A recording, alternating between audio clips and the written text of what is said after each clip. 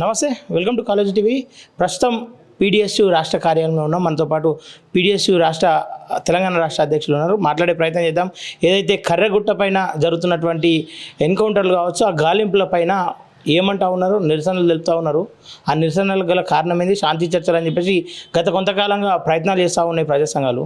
మరి ఎంతవరకు ప్రభుత్వం స్పందన దొరుకుతూ ఉందో ఒకసారి మాట్లాడదాం. అన్న నమస్తే. నమస్తే అన్న.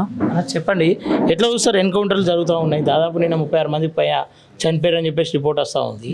ఎట్లా చూస్తారు ఈ ఎన్కౌంటర్లు అన్నింటినీ? ఒకటే, గతంలో కూడా గత అనేక సంవత్సరాల నుంచి ఈ దేశంలో ఛత్తీస్గఢ్ కేంద్రంగా చేస్తున్నటువంటి ఏదైతే మూమెంట్ ఉందో అది మావోయిస్ట్ మూమెంట్ కావచ్చు, లేకపోతే గతంలో ఉన్నటువంటి పీపుల్స్ వార్ మూమెంట్ ఏదైతే ఉందో, పీపుల్స్ వారు ఒక 3 పార్టీలుగా కలిసినటువంటి నేపథ్యంలో అప్పుడు గత ప్రభుత్వాలు మా నక్సల్స్తోని చర్చలు చేసింది మొత్తం మన అందరం చూసినాం.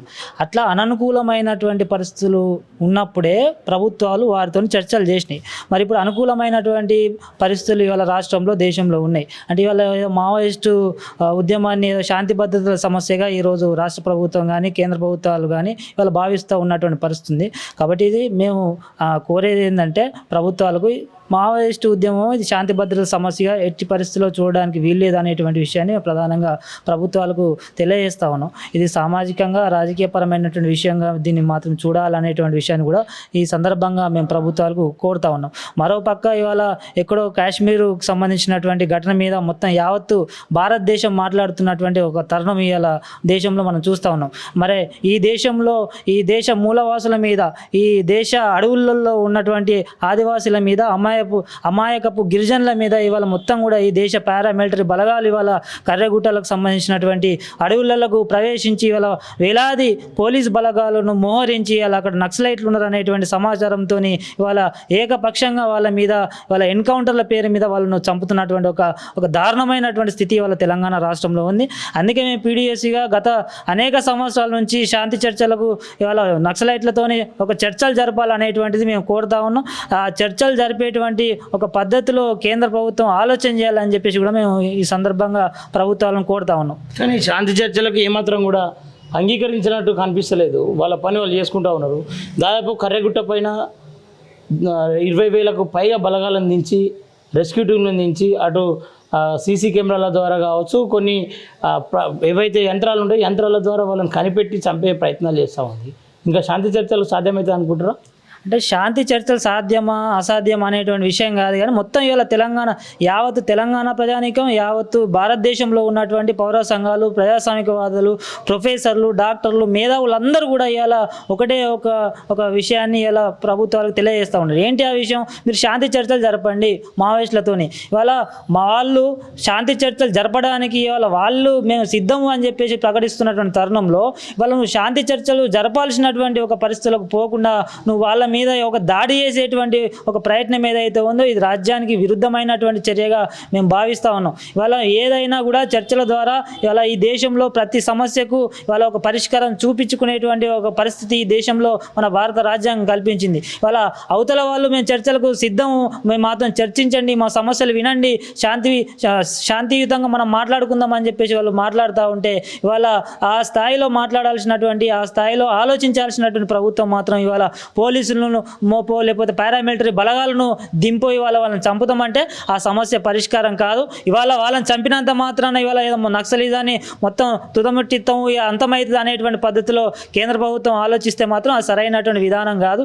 గతంలో కూడా శాంతి చర్చలు జరిపారు, వాళ్ళ మీద వందలాది మంది నక్సలైట్ల నాడు కూడా చంపారు. దాని తర్వాత కూడా మళ్ళీ తిరిగి అదే పద్ధతిలో ఇవాళ ఈ దేశంలో ఉన్నటువంటి ఒక మావోయిస్టు పార్టీ ఇవాళ అనేక సంవత్సరాల నుంచి ఉద్యమిస్తూనే ఉంది. అంటే ఏదో పోలీసులను ఉపయోగించి, పారామిలిటరీని ఉపయోగించి ఆ ఉద్యమాన్ని అణిచివేస్తామంటే మాత్రం అది సరైనటువంటి పద్ధతి కాదు. అది ఏదో ఒక రూపంలో మళ్ళీ తిరిగి ఈ దేశంలో వస్తూనే ఉంటుంది అనేటువంటి విషయాన్ని కూడా ఈ కేంద్ర ప్రభుత్వం అర్థం చేసుకోవాల్సినటువంటి అవసరాన్ని కూడా ఈ సందర్భంగా మేము కోరుతా ఉన్నాం. ఓకే, కేంద్ర ప్రభుత్వం ఈ ఇష్యూను ఇంత సీరియస్గా ఎందుకు తీసుకుంది అనుకోవచ్చు?